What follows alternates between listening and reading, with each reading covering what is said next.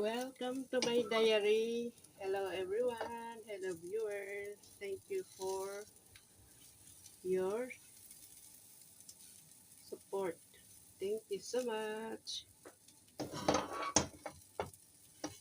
Sa Tagalog ako. Ubusan ako ng English. Ako, bakit nag-blue yung aking itlog? Ay, aking talong. Ganun ba talaga yun? Ito ay magluluto ng aking tortang talong. Yan. Isang itlog na maliit. Tapos isa ay kalahating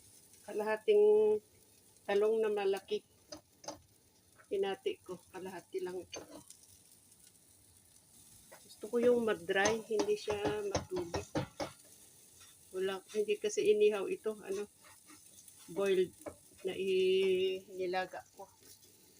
Nilaga ko yung talong kaya medyo matubig.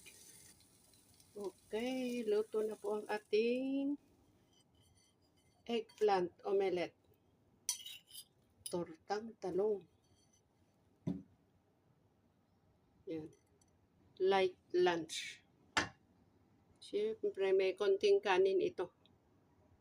Ayan. Kain na tayo. Sarap.